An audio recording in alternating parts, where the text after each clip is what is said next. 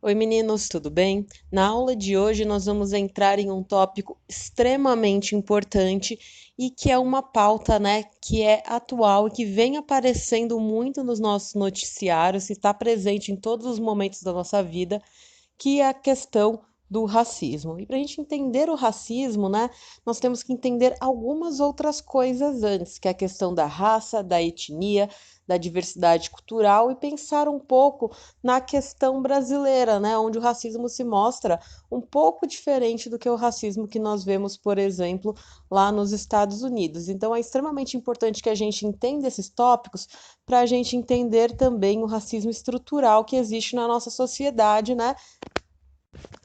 Não só para a gente poder fazer uma análise sociológica desse tema, mas também para repensar as nossas atitudes cotidianas em relação ao racismo, ok? Então é muito importante que vocês prestem atenção nessa aula para entender da onde vêm, né, esses comportamentos que são tão presentes na nossa sociedade nos dias de hoje.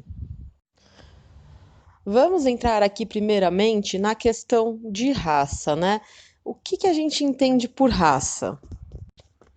Atualmente, né, nós utilizamos a palavra raça para falar de um grupo de pessoas, né, que tem características físicas comuns, tem então fenótipos semelhantes e que a gente entende como pertencentes então a um mesmo grupo.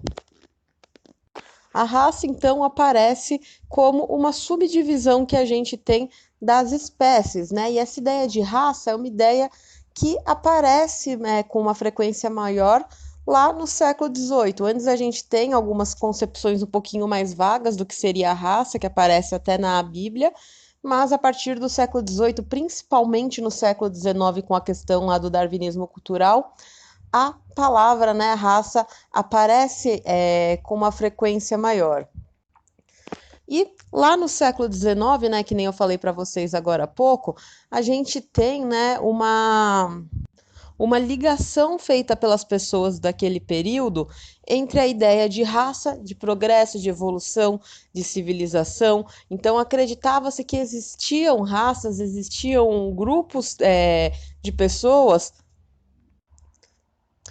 que eram, né, mais mais civilizadas, por exemplo, que outras. Então, aqui no século XIX, vai ser criada aí essa ideia de que a desigualdade, né, seria algo de origem natural e que viria a partir principalmente dessa diversidade racial que existia no mundo, né? Essa ideia de raça do século XIX vai acabar, né, pautando vários movimentos que foram extremamente racistas, como, por exemplo, né, o nazismo lá no século XX. Então, nós temos aí essa ideia de raça que serve para a gente entender atualmente, né, aqui no século XXI, as diferenças, né, de grupos sociais em relação às suas características físicas, um conceito que aparece com uma força maior no século XVIII, se fortalece no século XIX e, né, acaba influenciando os movimentos racistas que vão aparecendo na nossa história. Nós temos aí então o conceito de raça, né, primeiramente. E o que significa etnia? Porque etnia é um pouquinho aí diferente da raça, né? Então, quando nós falamos de raça, nós estamos falando das características físicas de alguém. Quando nós falamos de etnia, nós estamos falando dos fatores culturais, então uma tradição, uma língua, uma identidade. Então, quando nós falamos da raça, nós estamos falando do quê? Da cor da pele, do formato da cabeça, do tipo de cabelo, da aparência física de alguém.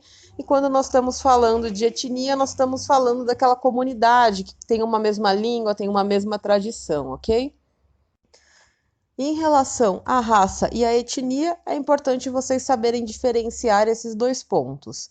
Indo agora para a questão da população brasileira, para a formação, né, do povo brasileiro, para que a gente possa entender também o que acontece com a nossa sociedade. Para a gente entender essa questão, né, tão importante na sociedade brasileira, a gente tem que entrar um pouquinho em uma questão que alguns sociólogos chamam de mito ou de fábula das três raças. O que seria então essa ideia do mito das três raças? é aquela ideia de que o Brasil seria dividido não, que ele teria sido construído a partir de três raças: a europeia, que viria aqui primeiramente dos portugueses, a africana e a indígena. Qual que é o maior problema que sociólogos colocam em relação aí a essa questão das três raças? É que com ela as pessoas esquecem que o Brasil, na verdade, é um país pluriétnico. Então aí tem uma série, né, de grupos sociais aqui antes da gente pensar nessa divisão. Então, uma divisão que minimiza muito as diferenças que existem aqui na região. Se a gente for pensar, por exemplo, né, na população indígena, antes da chegada de Cabral, nós tínhamos aí, né, centenas de etnias com uma série de diversidade cultural. As pessoas que vieram também, né, das tribos africanas, vieram de espaços muito distintos, com diversidade, né, bem grande. Então, nós temos aí um país que, na verdade, é pluriétnico, né, e que não é um país que é baseado somente nessas três raças. Então, nós temos aí a primeira crítica dos sociólogos hoje em dia, né, em relação a esse conceito, né. Uma outra questão que é bem criticada pelos sociólogos, né, nos dias de hoje é a questão da democracia racial. Essa ideia da democracia racial, ela nasce muito dos escritos de um sociólogo, de um historiador, que é chamado Gilberto Freire, aquele autor, né, da Casa Grande Senzala. Qual é a ideia da democracia racial? A ideia é que existiriam essas três raças e essas três raças viveriam em uma certa harmonia no Brasil, né? Então seria uma ideia de que não existiria, né, discriminação racial no Brasil. Como que nasce essa ideia? Porque o racismo no Brasil nasce de uma forma um pouco diferente, né? E se expressa de uma forma diferente, se manifesta de uma forma diferente do que acontece aí, mais especificamente, nos Estados Unidos. Então, com o preconceito racial aparecendo de uma forma distinta, né? Alguns sociólogos, principalmente aqueles lá do século XX, vão criar essa ideia de que o Brasil vive em uma democracia racial, que não teria aí uma disputa, uma discriminação de raças no país. Mas só de a gente olhar, né, para o nosso dia a dia, a gente vê que essa ideia da democracia racial, né, dessa convivência, dessa falta de discriminação, né, entre as raças, não é uma coisa que existe, né, no nosso país. Para a gente entender isso, a gente tem que voltar, né, lá para o nosso passado escravocrata, lembrar que nós tivemos uma abolição muito recente, quase no final do século XIX, quase entrando no século XX, e que houve uma marginalização dos negros por um período muito grande. Não só quando a gente pensa na questão da escravidão, né, que também é um ponto importantíssimo para a gente pensar, mas quando a gente entra no período pós-escravidão, que é quando? Quando os negros, né, que eram escravizados foram acabados, né, marginalizados na sociedade, porque eles não tiveram, né, o governo do Brasil não teve um plano de inserção dos negros no mercado de trabalho. Então, muitos, né, que antes estavam lá na condição de escravos, quando teve a abolição da escravidão, acabaram, né, não conseguindo emprego, acabaram em moradias de péssima qualidade, vivendo realmente em situações de extrema pobreza, né? E por conta desse processo de escravidão e depois dessa abolição que não buscou integrar, né, esses antigos escravos realmente na sociedade. Atualmente, onde a gente vê que esse problema ainda existe, né? Aqui no Brasil, por exemplo, nós temos os negros e os pardos como menos de metade da população, mas quando a gente pensa nos índices, né, de pobreza, nós temos aí 64% dos pobres nesses índices, 69%, né, de indigentes como negros. Então, nós conseguimos ver nas nossas estatísticas um problema, né, gravíssimo de marginalização da população negra. Então, é de extrema importância que a gente pense na marginalização que acontece com esses grupos, por que que acontece essa marginalização e o que se pode fazer para mudar, né, esse cenário. Não apenas quando a gente pensa nas questões econômicas e sociais, mas no próprio racismo que existe dentro da sociedade brasileira.